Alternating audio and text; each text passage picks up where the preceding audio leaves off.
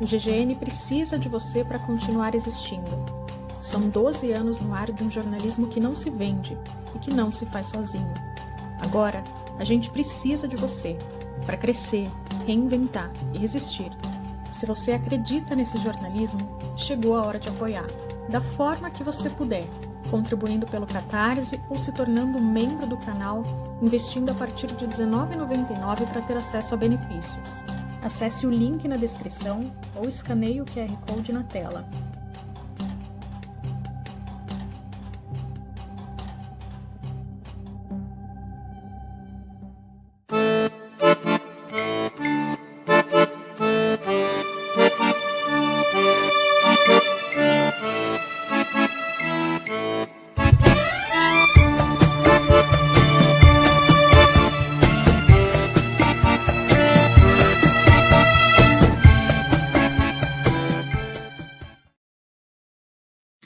Boa noite a todos e todas, sejam bem-vindos ao nosso Observatório de Geopolítica do GGN. Hoje o Observatório de Geopolítica China, discussão aqui com um time dos melhores que a gente tem aqui, não só no Brasil, mas na América Latina, sobre China, de especialistas sobre China, sem dúvida nenhuma. Nós estamos diante do século chinês, essa é a grande discussão. Quando os Estados Unidos venceram a Guerra Fria, no começo dos anos 90, depois do desmantelamento da União Soviética, em 91, a queda do Muro de Berlim em 89, se falava que o mundo tinha acabado, a história tinha acabado. O clássico do começo dos anos 90, talvez na década toda, até eu diria, é o clássico do Francis Fukuyama, O Fim da História e o Último Homem. Eu gosto do E o Último Homem, que é pouco lembrado, né? É a tese de que Deus fez o primeiro homem lá no Jardim do Éden, Adão, e agora o capitalismo liberal fez o último homem. Acabou. A história acabou. E a partir dali, nos anos 90, começa a se falar de um novo século americano, ou do segundo século americano. Em 1998, os neocons, os chamados neoconservadores, ou os falcões republicanos que viriam assumir o primeiro governo ali dos anos 2000, né, o governo Bush filho, W. Bush, Dick Cheney, Donald Rumsfeld, John Bolton, Jeb Bush, que foi governador da Flórida, Paul Wolfowitz, Condoleezza Rice, Colin Powell, todo aquele ninho de falcões redige um documento chamado New American Century, o plano para o novo século americano. O século XX, indubitavelmente, fora o século americano, o primeiro século estadunidense, norte-americano, e o século XXI deveria ser, precisava ser, e seria o segundo século americano, o novo século americano, o segundo século americano. Bom, como diz Mike Tyson, né, todo mundo tem um sonho até que leve um soco na cara. E nós estamos agora no primeiro quartel do século XXI, no desfecho, né? 25 anos, os primeiros 25 anos desse século, e os Estados Unidos, há 25 anos atrás, certamente não imaginavam o cenário que viveriam nesse momento. E o grande desafio ao poder global estadunidense é a China. Por isso a nossa discussão hoje é sobre o século chinês. Se o século XXI será o século chinês. E aí não será o primeiro século chinês, certamente, será mais um século chinês, dado a história de longa duração do sistema mundial e das relações internacionais. Bom, para isso, eu vou chamar aqui os nossos convidados, curta, compartilhe, ajude o Observatório a chegar mais longe, nosso Observatório de Geopolítica, comente, espalhe aí nos seus grupos.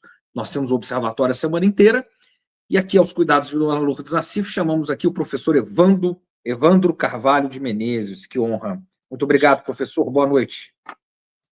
Muito obrigado, Pedro. Boa noite. É Evandro Menezes de Carvalho, só fazendo essa pequena correção. Evandro Menezes de Carvalho, desculpa. É uma alegria poder estar aqui conversando com você, com o próximo convidado que você vai anunciar, os próximos convidados, né? e tenho acompanhado muito suas participações em várias mídias e sempre com uma análise muito aprofundada, muito percussiente do contexto atual. Professor, receber um elogio seu, eu já ganhei a semana inteira, viu? Muito obrigado. E está aqui o grande Daniel Veras, camarada Daniel Veras, grande amigo e um dos grandes especialistas, sinólogos, especialistas em China. Grande Daniel, obrigado, boa noite pela presença, seja bem-vindo, obrigado. Boa noite a todos e todas, um grande prazer estar aqui mais uma vez nessa casa maravilhosa que nos recebe sempre tão bem.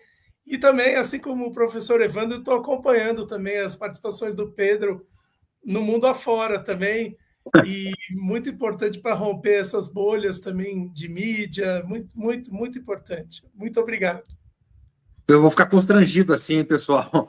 E daqui a pouco vai entrar direto da China o meu xará, o Pedro Stenhagen, ele está lá em Xangai e vai entrar conosco daqui a pouco.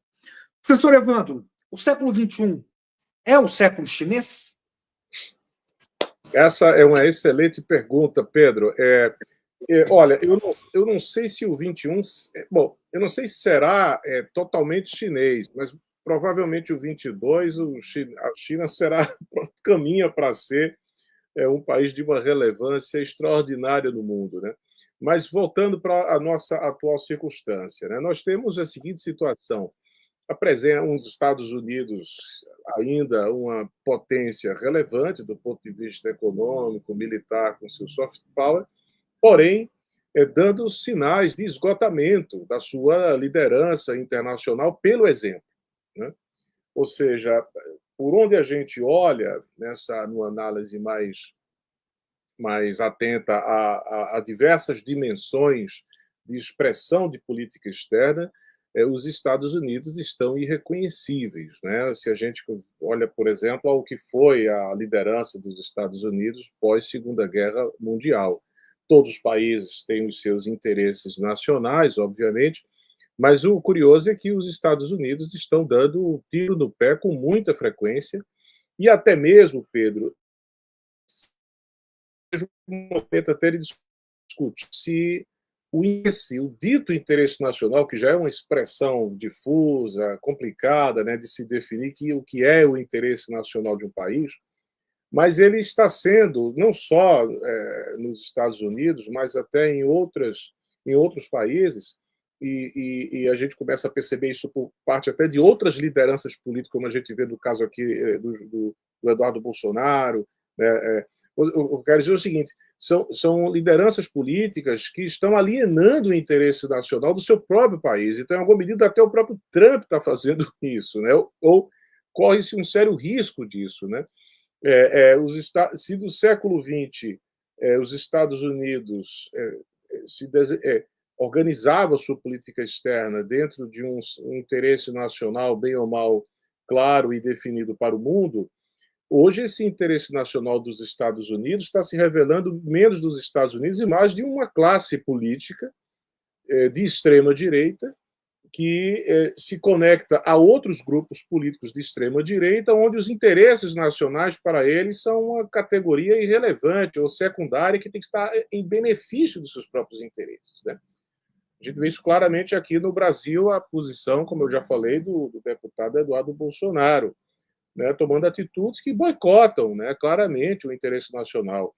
Se poderia discutir as preferências de orientação política do partido A, B e C no Brasil, mas não uma sabotagem explícita, né, aos interesses nacionais. Então, a liderança do Donald Trump aponta muito nessa direção. Em que medida, né? Como todos já sabemos, você, Pedro, tem falado isso nas suas entrevistas, o Daniel Veras também, quer dizer, os Estados Unidos se tornaram uma potência mais protecionista, né? Desconsiderando as regras da Organização Mundial do Comércio, retira os Estados Unidos da Unesco, ameaça de retirar da Organização Mundial da Saúde. Então, você tem entre outros exemplos de desengajamento dos Estados Unidos daquela ordem, né, que a gente já sabe do século XX, e uma política externa completamente autocentrada, né, nos seus interesses, para ganhos econômicos de curto prazo, que ainda são questionáveis. Então, veja, as medidas as barreiras tarifárias, ou melhor, antes de falar das barreiras, né, a abordagem de política externa do Donald Trump é aquela abordagem extremamente pouco diplomática, né? Ele ameaça, primeiro, ele anuncia uma medida que prejudica um país até mesmo aliado, né? Para depois dizer que quer negociar, né? Então, a gente, por um lado, isso pode ser uma estratégia para medir a capacidade de resistência do governante do outro país, até mesmo quando se trata de um aliado, né? Então, o que ele quer com isso, né? O que tudo indica, ele quer testar a capacidade desses outros países de resistir ao seu assédio, ao bullying, né? E se não resiste, obviamente, já sucumbiu à força, né, à ameaça dos Estados Unidos, e esse país está completamente sem condições de estabelecer uma relação de diálogo soberano de igual para igual. Aqueles que têm brio, né, que respeitam a sua soberania e não aceitam esse tipo de abordagem, não quer dizer que não queiram dialogar, não queiram negociar. É porque não aceitam esse tipo de abordagem que exige, primeiro, uma manifestação de submissão, de entrega, de rendição, né? Para depois negociar e, obviamente, numa relação de desvantagem total, né? Porque a manifestação de um país que já se rende às exigências e ameaças dos Estados Unidos, esse tipo de autoridade já não se fez respeitar como soberano, né? E um país, quando tem a sua soberania mutilada, corre até o risco, né, de ter a sua soberania completamente alienada, deixa de ser um Estado soberano, passa a ser um Estado vassalo dos Estados Unidos. Então, é como se ele quisesse isso mesmo, Estados tributários, Estados vassalos, quem é amigo e quem não é. E ele analisa estas relações sob essa ótica. Então, até países que sempre tiveram uma boa relação com os Estados Unidos, como o Brasil, ele passa, de certo modo, a considerar o presidente Lula como adversário.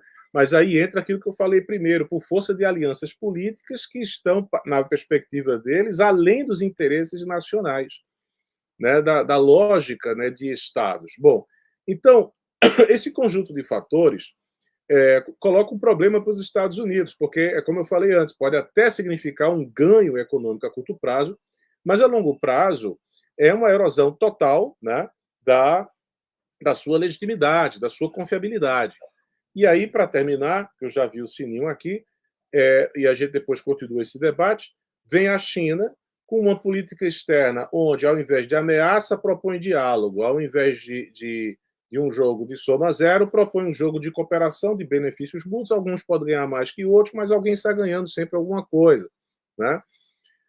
E preservando esses ganhos mútuos, não porque ela é boazinha, porque ela tem um interesse em relações de longo prazo. Então, se você queima todos os navios na primeira relação, você prejudica a construção dessa relação de longo prazo, né?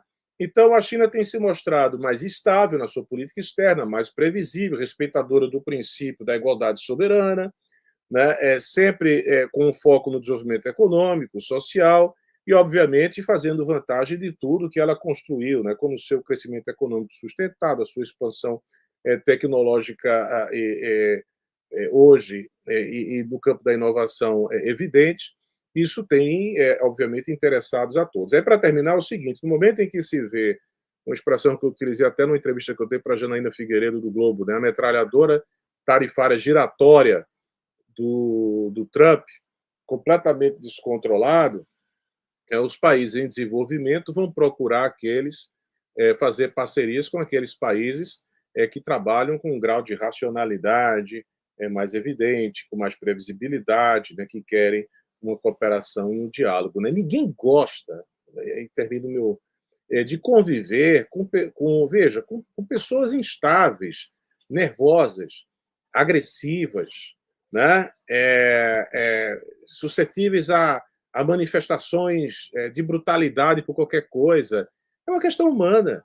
Então, assim, os Estados Unidos estão perdendo a liderança, não é à toa, né? Porque estão perdendo a racionalidade, agindo com desrespeito. Eu acho que isso não vai mudar, Pedro. Aí, nesse sentido, esse século XXI é um século de construção, sim, do que virá a ser, né, e tudo se desenha para isso, um século chinês. Maravilha. Ô, professor Daniel, vamos fazer a mesma provocação. Nós estamos assistindo um século chinês? Sim, eu acho que sem dúvidas, porém eu quero fazer uma pontuação que falar que o século XXI é chinês não é a mesma coisa que dizer que o século XX era estadunidense, porque como a gente tem visto, a forma de atuação é diferente, né? Um século chinês não quer dizer um século de hegemonia da China, porque a China não se comporta dessa forma que se comportaram os Estados Unidos durante o século XX. Né? Então, isso é muito importante. E tudo começa ali se construindo um século multipolar. Isso é muito interessante, isso já começa no primeiro ano do novo século, quando se prevê a ascensão dos BRICS, né? Primeiramente, poucos países, e agora, né, estamos crescendo como grupo, embora ainda não oficializado, mas já mais consolidado, com parcerias, e você vê que existe essa aliança entre os emergentes, que, como disse o professor Evandro, assim, ela é acelerada pelo Donald Trump, porque o Donald Trump joga, né, o mundo para se cooperar entre si, entre os emergentes, porque não haverá colaboração, não haverá atitude colaborativa desse governo Trump. Então, isso acho que tem acelerado esse processo de ascensão de emergentes, né, no século XXI. Né? A China mesmo se oferece para ser mercado dessas nações tarifadas, né? Como que tem para onde correr, sim, a China, os BRICS, então se oferece como porto seguro, livre de bullying, livre de assédios, né? Que o Trump e os estadunidenses estão fazendo. Então, esse século chinês é um século de cooperação, significa um século multipolar, não um século de hegemonia da China, porque a China tem uma compreensão já muito diferente desse processo. Né? Como vai ser esse século chinês? Acho que tem algumas coisas que nos ajudam a enxergar os próximos anos do século, né, que já termina o seu quarto agora. Né? Por exemplo, pandemia de Covid-19, acho que ficou muito claro o comportamento da China. Por exemplo, como ela se comporta como liderança colaborativa que democratiza as suas conquistas. É uma nação que disponibilizou publicamente as vacinas, os equipamentos, o conhecimento científico, não ficou numa guerra de querer se beneficiar só a si mesma. Então, é um tipo de liderança colaborativa, e a pandemia deixou isso muito claro. Né?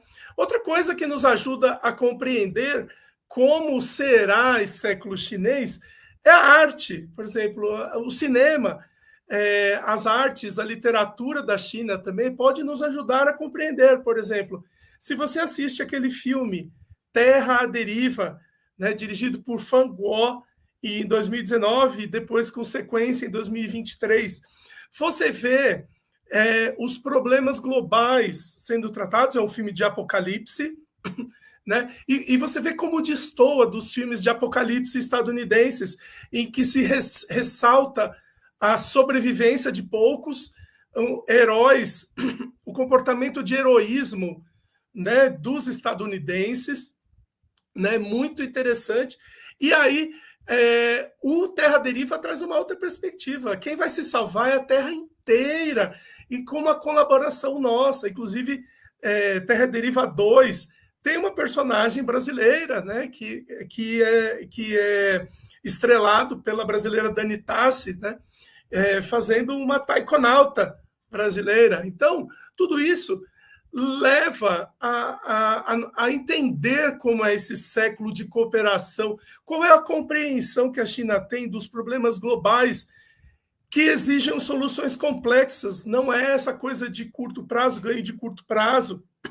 Então, a China exerce uma liderança, sim, mas é de compartilhar, de democratizar, de se solidarizar. Isso é muito importante também. Já houve também tentativas de se entender o século XXI como o século chinês, e achei bastante interessante. Tem um livro do Oded Shankar, de 2005, que se chama O Século Chinês, né? E tem também tentativas da BBC também de escrever nesse sentido. E achei bastante interessante, porque, por exemplo, esse livro de 2005, ele vai deixar claro que eles têm uma visão da China que não existe. Eles acham, por exemplo, esse livro, ele chama atenção para o fato, a liderança chinesa no mundo vai levar a desemprego, né?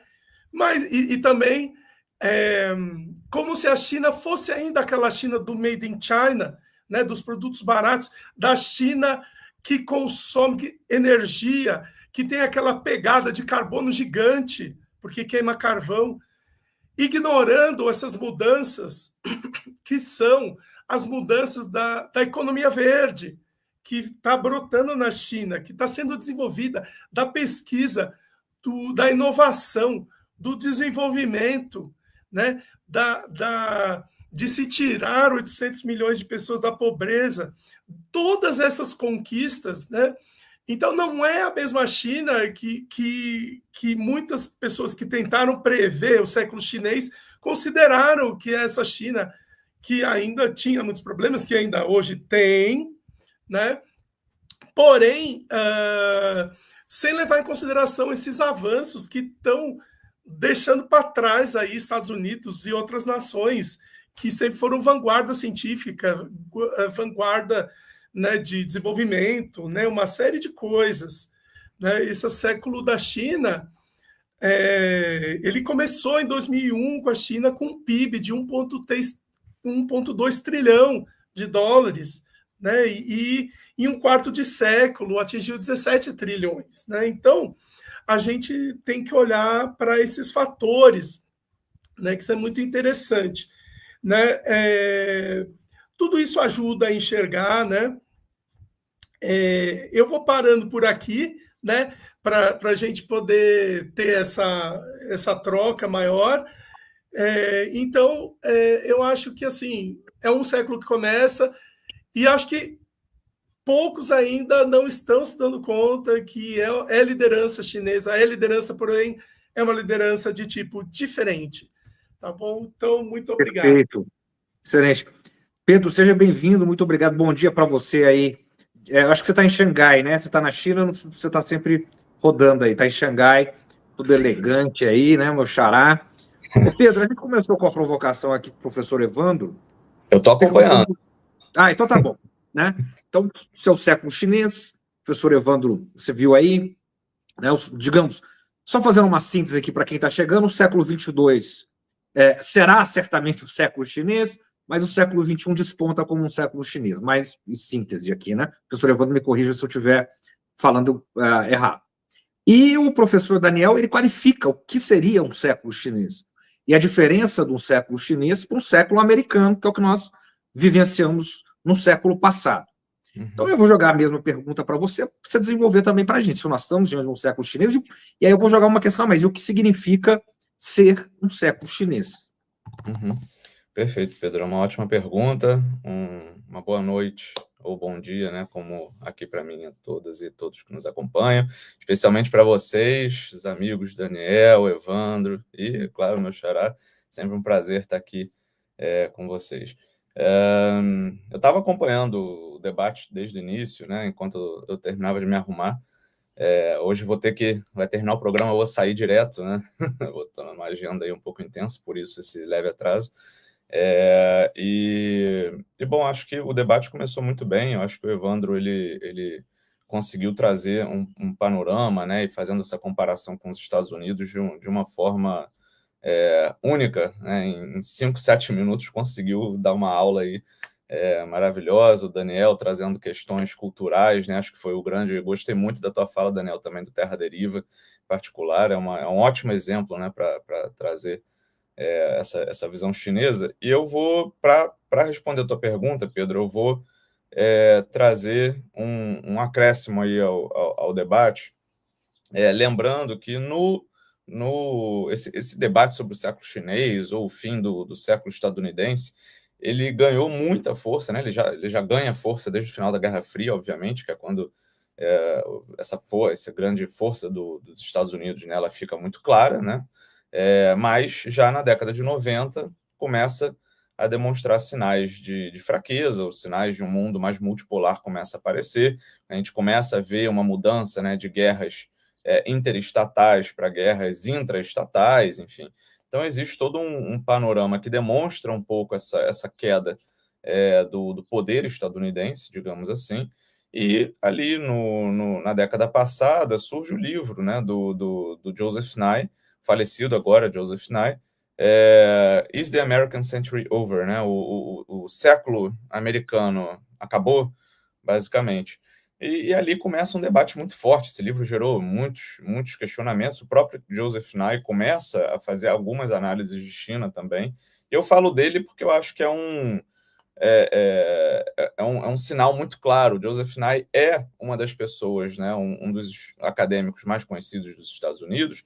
Ele o mais famoso para o conceito de soft power, que foi um instrumento, né, de poder, obviamente um conceito, né, uma teoria muito relevante para o avanço do poder dos Estados Unidos, que quando não podia usar o grande porrete, né, como foi utilizado no início do século XX, se fez utilizar também, e durante, obviamente, as intervenções feitas na América Latina durante a época da nossa ditadura militar, por exemplo, foi feito o uso de um poder brando, né, que é o que soft power significa, inclusive graças à grande influência que os Estados Unidos conseguiu a partir da política da boa vizinhança ali, que surge nas décadas de 30 e 40 como uma política de Estado, né, dos próprios Estados Unidos, a partir do Roosevelt. A gente vê ali naquela época, né, o Daniel mencionou a Terra Deriva, a gente vê naquela época a Disney, por exemplo, e outras canais, né, outras empresas fazendo uso ali de uma tentativa de aproximação com a América Latina, né, com aquela ideia ainda da doutrina Monroe, né, que a América Latina deveria ser uma zona de influência dos Estados Unidos. Então começa a se aproximar ali a criação de personagens como o próprio Zeca Carioca, né, para ficar ali perto do Donald, né, do Mickey, mostrando a amizade entre os Estados Unidos e América Latina, enfim, tentando trazer um pouco mais de representatividade, ainda que falha, como a gente bem sabe, né, muitas vezes baseada em estereótipos. Mas houve ali uma tentativa. Isso foi uma coisa que perpetuou e a partir da década de 50 ganhou força por conta própria, inclusive, né? Não mais necessariamente com uma política de Estado, mas ganha uma força fenomenal. Os Estados Unidos conseguem ter esse poder muito forte também no âmbito cultural. E isso fez toda a diferença, até na própria Guerra Fria, né? Então, quando a gente olha o Joseph Nye fazendo esse questionamento, né, no livro dele, também nos trabalhos subsequentes, a gente consegue perceber que, de fato, algo está mudando, né, de maneira bem clara. Esse debate começa a surgir, e como Evandro e Daniel muito bem falaram, não significa que o poderio estadunidense vai acabar por completo, né, que outras zonas de poder vão acabar e que vai surgir apenas um poder chinês, mas que claramente a China é um poder em ascensão, né, e diferentemente de outros até agora, se demonstra como um poder muito, em alguma medida, né, bem mais pacífico, ou até como um poder pacífico mesmo, se a gente compara com outros que vieram antes, né? E a gente vê que houve, né, durante esse período, questões ideológicas muito fortes, questões culturais muito fortes, né, na ascensão de um novo poder. E agora o mundo se depara, na realidade, com ainda esse debate ideológico muito forte, ainda esse debate cultural, enfim, debate de valores. A gente vê isso, né, até na própria polarização no contexto brasileiro, no contexto estadunidense, e na Europa, enfim, em outros cantos do mundo, talvez não tanto na Ásia, mas muito menos na China, mas a gente vê isso em outros cantos, particularmente do mundo ocidental. Mas um ponto que me chama muito a atenção dessa ascensão do século chinês que a gente fala e aí o exemplo que a China traz não está no campo do poder militar, não está, como a gente viu, sei lá, no século XIX, né? Não está no campo tanto, claro, do desenvolvimento econômico está sempre presente, né, de alguma maneira, mas não está tanto no campo necessariamente do poder cultural, como foi nos Estados Unidos, com uma expansão do seu poder cultural de maneira muito forte ao redor do mundo, e sim no campo do desenvolvimento, né? E desenvolvimento não significa apenas o desenvolvimento econômico, né? Um desenvolvimento de maneira muito mais abrangente. Hoje, né, nesse século, acho que um dos grandes desafios da humanidade é o desenvolvimento sustentável, é a promoção de uma maior sustentabilidade, é o investimento em tecnologia e é a superação de desafios econômicos históricos, né? E isso a China conseguiu demonstrar como nenhum outro país, mesmo inserida dentro de um sistema, mesmo inserida num sistema capitalista, né, dominado pelas grandes potências ocidentais, mesmo seguindo ali um socialismo com características chinesas dentro desse sistema, ela consegue, em 40, 50 anos, retirar 850 milhões de pessoas da pobreza, né, realizar um desenvolvimento que, durante boa parte do tempo, teve uma média de crescimento de 10% ao ano, consegue virar a chave, vindo como um país em desenvolvimento, como um país emergente, consegue virar a chave como, eu diria, nenhum outro país conseguiu, né, na história da humanidade. É um caso de sucesso na história da humanidade inigualável, em várias frentes, né, e se torna uma potência tecnológica antes de se tornar mesmo um país desenvolvido, né, porque a China, apesar de algumas pessoas né, das grandes potências ocidentais quererem, né, apontar o dedo, mas será que a China ainda é um país em desenvolvimento? Claro, se você entra na China e vai para outros lugares da China, fora de Xangai, fora de Beijing, a gente vai ver que claramente é um país em desenvolvimento ainda, com muitos desafios, mas que já consegue se tornar essa grande potência em relativamente pouco tempo, né? E a gente tem visto, como o próprio Daniel falou do Terra Deriva, mais do que uma potência de desenvolvimento, ela tem se tornado já uma potência cultural, uma potência política, uma potência, né, econômica também, tecnológica, então em várias frentes. E isso é um diferencial. E agora para fechar, né, diante dos nossos tempos em que há muitos debates ideológicos, de valores, né, muitos embates entre diferentes forças políticas, a China dá uma demonstração muito interessante de pragmatismo, né, de união nacional, de saber muito bem para onde quer ir, né, do tal do interesse nacional que o próprio Evandro mencionou, e é um exemplo excelente para os países em desenvolvimento que também querem superar esses desafios históricos, particularmente no campo de desenvolvimento, e que tem potencial, inclusive, no campo da sustentabilidade. Então, acho que o grande século chinês ele tem essa atração muito grande também, se a gente olha para essa grande capacidade da China, não de promover um modelo de desenvolvimento, que ela mesma fala que não quer promover um modelo, né? Cada país deve achar o seu próprio caminho, mas exatamente isso de inspirar e de mostrar diferentes possibilidades de se atingir um desenvolvimento de qualidade que não necessariamente perpassa os mesmos caminhos, né, seguidos já pelos países industrializados e considerados desenvolvidos. Perfeito. O professor Evandro, uma das investidas que está por trás, vou me apropriar aqui com a devida venha da sua expressão, a metralhadora giratória de sanções do Trump. Eu gostei muito dessa expressão. Se você me permite, eu até vou usar ela, vou me apropriar dela para futuras análises, viu, professor? Eu gostei muito. Eu usava a metralhadora tarifária giratória, mas aí você pode fazer outras. Pode usar isso, metralhadora tarifária giratória. Sem dúvida nenhuma, mirando no caso do Brasil, é afastar o Brasil dos BRICS, é afastar o Brasil, portanto, da China. Não? E, pelo contrário, o que essas sanções, essa metralhadora tarifária de giratória de sanções tem feito, ou potencializa fazer, é o contrário, é aproximar mais ainda Brasil e China, fortalecer mais a parceria dos dois países no âmbito dos BRICS, enfim. Como é que você vê essa aproximação, essa oportunidade, digamos, como os Estados Unidos, para ser direto, como os Estados Unidos, através dessa política tarifária, eles pressionam o Brasil para chegar mais perto da China e tem um efeito contrário do que eles querem, que, na verdade, é afastar o Brasil da China e afastar o Brasil dos BRICS. Vou usar uma dupla pergunta. Essa é a primeira, e aí, na segunda parte, você tem uma experiência como poucos têm aqui no Brasil, de negociar diretamente com os chineses, né? Nós estamos vendo como é que os norte-americanos aí negociam, porque o Trump faz isso naquelas coisas televisionadas, naqueles shows de humilhação dele lá, como ele fez com a Ursula von der Leyen hoje, como ele fez com o Zelensky, como ele fez com o presidente sul-africano, enfim. E aí, né, a partir dessa aproximação que é forçada, um efeito colateral dessa política dos Estados Unidos, como que o Brasil pode, né, a partir disso aí, como negociar com os chineses? Né? A peculiaridade de negociar com os chineses, Evandro, por favor. Olha, Pedro, essa pergunta é muito boa, né? Veja, vou fazer aqui uma digressão, porque é sempre bom, né, estar num espaço desse aqui, porque as ideias também vêm com tanta força que é difícil até organizar elas assim na cabeça para poder fazer um discurso aqui, um posicionamento que responda as tuas perguntas bem provocadoras, né, de reflexões. Veja, se me permite fazer só um raciocínio aqui, para depois a gente se aproximar dessa discussão.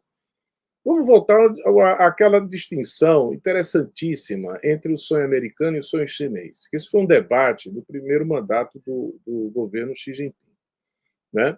E o sonho americano, isso se debatia muito na China, os acadêmicos chineses apontavam o quê? Né? Que o sonho americano é parte do pressuposto de que cada um individualmente, na busca do seu projeto de vida, né, e de felicidade, para aqui evocar o Freud, essa soma de projetos individuais iria realizar o bem comum, né? Ou, vamos dizer assim, iria promover o interesse nacional. Ou seria do interesse nacional proteger e defender essas iniciativas individuais, né? Então, o raciocínio é que essa soma de cada iniciativa isolada ela iria gerar, né, o desenvolvimento econômico dos Estados Unidos. O sonho chinês parte de um pressuposto diferente, né? Ele não se diz, a realização do projeto de vida da pessoa, que cada chinês também tem uma conexão ou uma certa dependência da realização do coletivo, do bem comum, né? Então, não se dissocia o projeto das pessoas, individualmente falando, né, da necessidade de você ter um Estado que cria as condições para o desenvolvimento coletivo. Né? Que condições são essas? Né? A infraestrutura para que a pessoa possa se deslocar de sua casa para o local de trabalho com segurança, de maneira rápida, para promover o comércio interno, né, uma boa escola, educação, hospital, etc. Então, as pessoas têm uma percepção de que esse coletivo é importante. Isso também está muito ancorado na própria forma de organização da sociedade chinesa, né? Porque a sociedade chinesa ela vê, né, vamos dizer assim, a partir, né, de família, da noção de família, uma espécie de individualidade expandida, que eu chamo no livro, né? Ou aquela coletividade vital, né? Então, isso já muda muito. Então, você tem hoje, o que está acontecendo hoje nas sociedades capitalistas ocidentais é que o indivíduo está fragilizado por uma sociedade antissocial, né? Enquanto a China tem uma sociedade que está fortalecida, né, pelos laços sociais que fazem parte de uma característica da própria forma de organização da sociedade chinesa e também da própria forma de organização da governança da China como um todo. Por que eu falei isso tudo? Porque, veja, na linha dos Estados Unidos, isso se aponta muito para aquele conceito da iniciativa, né, privada, individual, para uma expansão, sobretudo na década de 90, da chamada sociedade global, as iniciativas da sociedade civil internacionalmente articulada. Né? Aí você tem as ONGs que vão sendo criadas para atuar no debate público, né? É uma fundação cheia de dinheiro que começa também a investir na Organização Mundial da Saúde, no projeto disso, projeto daquilo. Então, a expressão dessas iniciativas individuais, elas extrapolam as fronteiras desses países e começam a ganhar o mundo. e o Estado se torna um elemento inconveniente no plano internacional. Já pelo lado chinês na política externa, você tem a volta do Estado, né? Ou seja, um Estado como componente importante para a organização do sistema internacional. E é bom lembrar que 3 fatores que foram bastante perturbadores para os Estados Unidos foram iniciativa de indivíduos com graus diferentes de interesse e até mesmo de, vamos dizer assim, de criminalidade ou não, né? Vamos dizer, ataca as Torres Gêmeas, indivíduos que estavam agindo em função de grupos terroristas e empresas que não estavam associados a estados. Né? Aí depois você teve o Wikileaks, né, que indivíduos ali vazam a informação dos bastidores da política externa americana, não estavam trabalhando em nome de nenhum Estado, né? Uma iniciativa individual. Né? Aí depois você tem a crise de 2008, que é os engravatados de Wall Street, que estavam atrás de dinheiro e quebraram, criaram uma crise profunda, né? Então, indivíduos fazendo desastres atrás e criando problemas, você pode até dizer que o Wikileaks foi importante, se eu não estou querendo discutir isso, mas a China vem com a proposta de fortalecimento do Estado. E aí cria uma questão interessante, porque para aquela sociedade de iniciativas de indivíduo que gera a sociedade global, etc., o que está acontecendo? Parece que a democracia virou um problema para esse pessoal. Né? A democracia passou a ser um entrave para a realização desse poder econômico, né? Para esse capital que agora está atuando articulado internacionalmente. Aí veja que curioso, quando a gente vai ler os livros lá do pós-Segunda Guerra Mundial, se dizia que democracia e capitalismo eram 2 lados da mesma moeda e socialismo e autoritarismo eram 2 lados de outra moeda. Né? Só que a gente começa a perceber o seguinte, que a questão do mercado e de investimento também está no socialismo chinês. Os chineses até dizem isso, né? O capitalismo, o mercado não foi inventado pelos países capitalistas, a gente já praticava aqui. Né? Então, esse binômio democracia-capitalismo, isso é uma falácia. Você pode, que se dizia lá do século XX. Aí você tinha outro binômio, que só a democracia que gera participação popular. Aí vem o socialismo chinês, começa a ampliar a participação popular através de mecanismos diversos, que aí tem que estudar, né? A galera que nos acompanha tem livros aí abertos para poder estudar isso. Então, a ideia era que democracia significava participação popular, socialismo significava autoritarismo, né?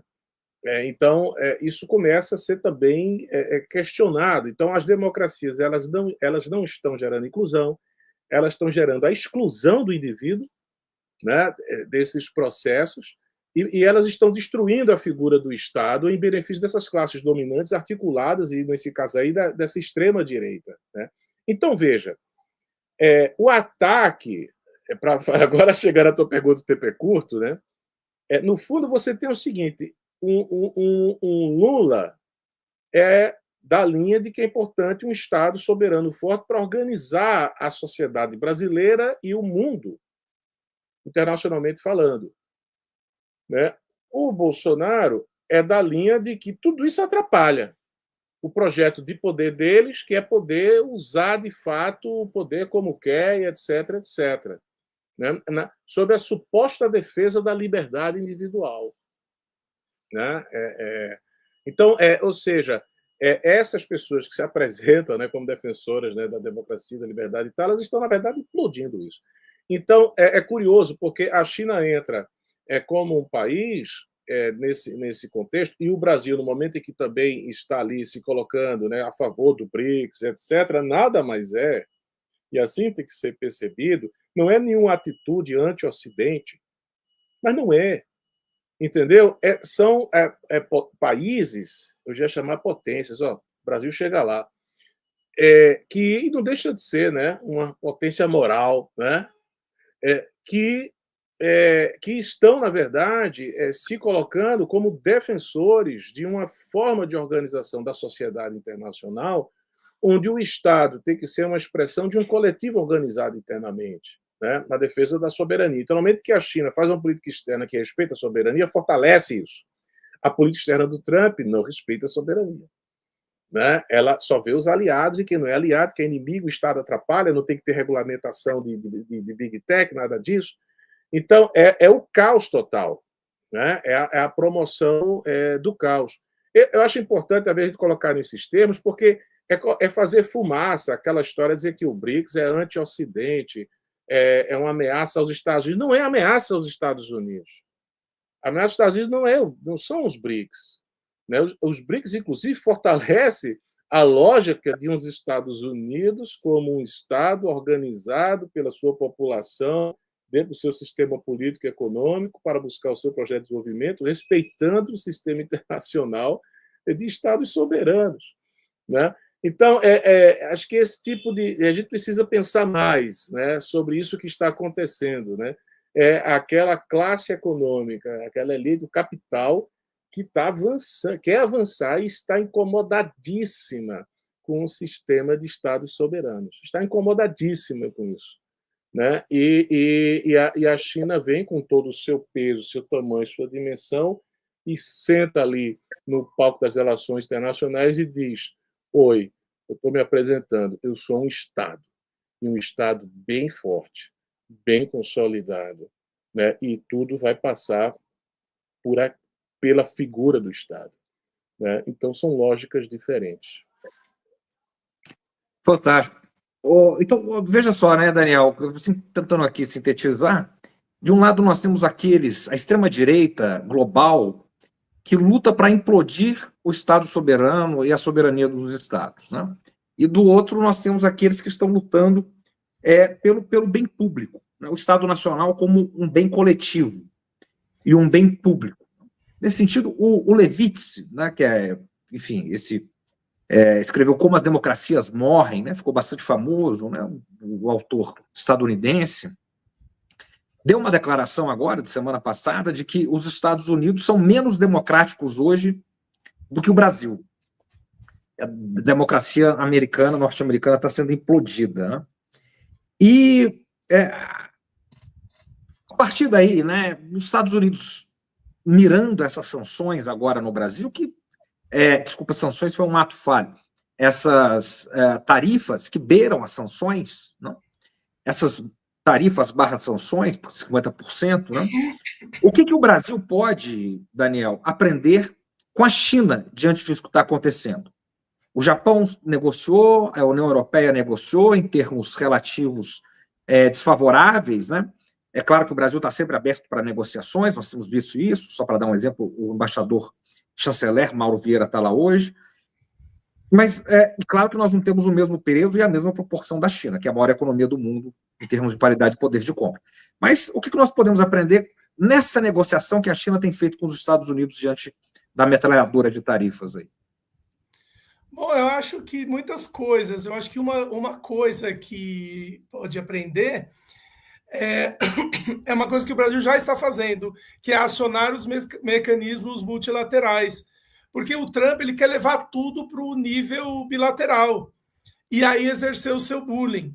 Então, não é normal o que ele faz, não é dentro das regras do comércio internacional o que ele faz. Então, o Brasil já fez, inclusive, acionou a OMC para... e obteve apoio de vários países. Então, assim, não temos que levar no âmbito bilateral. Óbvio que isso tem delegação que vai lá negociar, assim, vai negociar, porém, vai se restringir ao tema comercial. Não vai entrar em âmbito de anistia a Bolsonaro, esse tipo de coisa, porque não vai ser feito nada a respeito disso. O Brasil é um país soberano. Inclusive, se o Lula interferir nessa coisa do Bolsonaro, vai ser crime. Então, o Lula não vai fazer. Então, é negociação naquilo que tem que ser negociado, que é condições comerciais. Então, isso é muito importante. Então, primeiro, acionar os mecanismos multilaterais, OMC. Já obtivemos apoio de vários países quanto a isso. E essa delegação que chegou nos Estados Unidos, ela vai negociar questões de comércio, não vai negociar questões assim de Bolsonaro, porque não entra. Então, ela vai saber o que negociar. Isso é muito importante, saber o que sim e o que não. Né? Isso é uma coisa muito, muito importante. Então, vai saber fazer dar a verdadeira dimensão do que o Trump é. O Trump, como foi dito, né, essa metralhadora tarifária, enfim, não é normal, não é sadio, e o mundo tem que se mobilizar quanto a isso. Usar a lei da reciprocidade. Então, eu acho que também é uma questão de quem está governando o Brasil agora. Se fosse outro, né, a gente não saberia o que ele iria fazer. Então, a questão da democracia também, não há continuidade de políticas. Né? A gente até já falou disso em outras ocasiões, que muitas vezes não há política de Estado, há políticas de governo. Então, o governo Lula tem essa diretriz, sorte da gente, porque ele vai brigar pela nossa soberania. E se fosse outro, né? Esse que é sempre meu medo, né? Medo de latino-americano, brasileiro. O que seria se for... Assim, a gente começa a ver também o que está acontecendo com outros. Vexaminosa, né? Essa reunião com a Ursula von der Leyen, né, da União Europeia, um acordo assim muito submisso que ela topou. Então, assim, Brasil realmente está acima disso, porque tem um líder com visão, sem só focar na figura do Lula, né, tem uma liderança com visão. Então, nós temos que estar atentos a isso. Então, isso é muito importante. Né?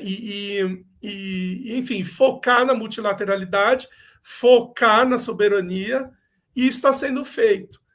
Não se dobrar, é como o Lula disse, se baixar a cabeça, põe a cangala em cima, e ninguém tira mais.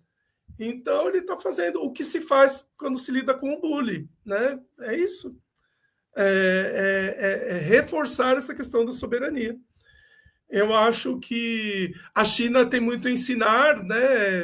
É negociadora assim de milênios, né? Porque é um país comerciante também, e inclusive quando você negocia, quando você vai entrar na iniciativa Cinturão e Rota, né? Todo o país ele sempre passa por uma etapa exaustiva de negociação. Isso é previsto. A China prevê isso e a China espera isso, que sempre negociações sejam longas. Então, eu acho que temos que aprender nesse sentido. Assim, a China não tem pressa a negociar com seus parceiros. Né? Então, vai negocia o tempo que for, vai criar confiança, né? Uma série de coisas. Então, o Brasil também tem um pouco a aprender. Óbvio que do jeito brasileiro, a China faz do jeito chinês, nós vamos fazer do jeito brasileiro, mas sem nunca se dobrar. Então, acho que é basicamente isso. Perfeito. Nós estamos aqui, o debate, quando ele é muito bom e passa rápido, né?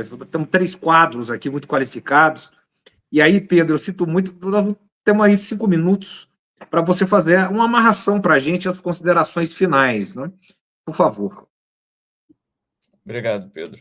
Não, eu acho que é sempre um desafio aqui o Observatório de Geopolítica, que a gente quer ficar aqui muito mais tempo, né? É sempre uma delícia estar com vocês, né, e fazer esse debate. Bom, eu acho que eles, né, tanto o Evandro quanto o Daniel tocaram em alguns pontos importantes que eu queria também trazer aqui para explorar talvez um pouco mais alguns detalhes, né? Isso que o Daniel falou da negociação, a gente vê no dia a dia também, né? Essa capacidade de negociação dos chineses. Se a gente vai comprar uma coisa numa loja aqui, por exemplo, é muito comum que haja de imediato uma negociação, né? Sempre há né, como a gente chama no Brasil, um choro por um desconto, né? Sempre há ali, muitas vezes é comum, já aconteceu até comigo, a gente está ali negociando, aí a pessoa não chega num preço, né? A gente fala, tá bom, então não quero. Aí a gente começa a andar, a pessoa sai correndo atrás, né? Não, peraí, vamos fechar aqui o negócio, não sei o quê. Os chineses têm essa marca, né? E aí eu estou falando isso para trazer que os chineses têm essa marca, como o Daniel falou, né? Da negociação. Eles gostam de negociar, eles são abertos à negociação, até mesmo no nível, né, mais baixo assim do indivíduo, né, ali do dia a dia. E isso perpassa, claro, também a questão internacional no plano mais alto. Não é à toa que a gente ouve, né, tanto essas expressões do ganha-ganha, né, enfim, da cooperação mútua, mutuamente benéfica, e por aí vai. Então, isso tudo está balizado também, de alguma forma, na própria realidade chinesa. Não é só, né, palavras, não são só as palavras da China que estão querendo atrair os países em desenvolvimento. Agora, também depende que esses países com quem a China negocia, né, o Evandro falou uma coisa muito, muito importante lá atrás. Às vezes a gente traz essas expressões, a gente fala algumas coisas, aí as pessoas pensam, então você está querendo dizer que a China é boazinha. Não, né? A China tem seus interesses também. Não é que a China seja boazinha no sentido de é um país que não pensa em si, né? Só pensa nos outros. Claro que pensa em si, pensa muito em si. Só que a diferença de visão da China para como ela se desenvolve, para como ela se insere no mundo, é muito diferente da visão dos Estados Unidos. Para a China é bom que outras economias se desenvolvam, porque ela vai ter mais mercado também, né? Vai estar num mundo mais seguro, vai estar num mundo mais desenvolvido, é bom para todo mundo, é daí que vem a lógica, né? É bom para todo mundo, inclusive bom para a China, né? Então, assim, é um pouco daí, falando muito rapidamente, porque o tempo é limitado, mas é um pouco daí que vem a lógica, né, do ganha-ganha, do desenvolvimento mútuo. E aí entra também na lógica que está presente na vida chinesa e que também é transbordada para o cenário internacional. São esses dois pontos que eu quero trazer aqui para fechar. A gente aprende isso, né, muitas vezes na aula de chinês, e depois vai fazer as nossas próprias reflexões. Eu acho que o Evandro, né, já aprendi isso muito com o Evandro, né, e com o Daniel, acho que está até presente no teu livro, Evandro, a questão do Guojia, né, e do Jia, já muito discutido, que eu acho que vale trazer aqui de novo para enfatizar essa questão da família, né, do núcleo familiar que o Evandro mencionou, que é de extrema relevância na China. Se a gente olha, né, para como a China chama família, né, Jia ou casa também, utilizado para casa ou para família, quando a gente olha para quando a China especifica país, Guojia, né? Então, o país é a grande família, né? O componente ali do caractere de família ele está presente na definição também de país. Então, o país é um aglomerado de famílias, né? E a gente já viu o presidente Xi e outros falando coisas, cada um com o seu jeito, né? Mas coisas semelhantes de se o país não está bem, as famílias não vão estar bem, né? Se as famílias não estão bem, o país também não vai estar bem. Então, há essa lógica, né, de proteção familiar, de preocupação, né, com todos os níveis, né, da sociedade chinesa, que perpassam, inclusive, o coletivo, e que ajudam a fortalecer essa lógica de Estado, né? E é uma preocupação que transborda para o cenário internacional, se a gente consegue visualizar algumas iniciativas da China, como a própria Comunidade de Destino Comum para a Humanidade, né? Que perpassa um pouco essa lógica de uma comunidade de países, né, que precisam cuidar do mundo, que precisam se relacionar, que precisam estar em harmonia. E que fique claro, a harmonia não é uma coisa única, né, e homogênea. Ela prevê também divergências, né, mas divergências que possam dialogar entre si, né? Daí a questão também da negociação, do diálogo, né, que é fundamental para a lógica chinesa. Então, para fechar aqui, que eu estou vendo que já, né, meu tempo está acabando, eu acho que a gente tem que saber daí a importância da gente olhar também para o que a China pensa, né? Não olhar para a China quando a gente olha para o século chinês, quando a gente debate a China, quando a gente debate política externa chinesa, política chinesa, não olhar para esses novos conceitos, para esses novos desenvolvimentos apenas com o olhar do Ocidente, digamos assim, né? Ou com o nosso próprio olhar brasileiro ou latino-americano. É importante que a gente tenha o nosso olhar, né? Que é de onde também nossa cultura, nossa visão vem, mas saber olhar para o outro e saber também do nosso lado estabelecer essa ponte de diálogo entre as nossas culturas e entre as nossas ideias. Perfeito, no tempo aqui, Pedro. Bom, agradeço muito. Aproveito e deixo a dica aqui para a nossa comunidade para procurar os livros do professor Evandro, do professor Daniel, do professor Pedro. Inclusive, eles têm um livro juntos, né? Tem livros juntos. Procure os livros deles, procure nas redes sociais, os textos deles, para para aprender a cada dia mais aqui, que é o nosso objetivo do Observatório, é sempre mergulhar, né, e aprender cada vez mais. Professor Evandro, muito obrigado. Professor Daniel, professor Pedro, muito obrigado. Sempre um prazer estar com vocês. Sempre na última semana do mês, nossa equipe aqui de China, o nosso time titular está forte aqui. Fique agora com o jornal do Luiz Nassif, o jornal GGN com o âncora Nassif. Grande abraço, boa noite. Obrigado. Abraço, boa noite. Um abraço, meu caro. O GGN precisa de você para continuar existindo. São 12 anos no ar de um jornalismo que não se vende e que não se faz sozinho. Agora, a gente precisa de você para crescer, reinventar e resistir. Se você acredita nesse jornalismo, chegou a hora de apoiar, da forma que você puder, contribuindo pelo Catarse ou se tornando membro do canal, investindo a partir de R$19,99 para ter acesso a benefícios. Acesse o link na descrição ou escaneie o QR Code na tela.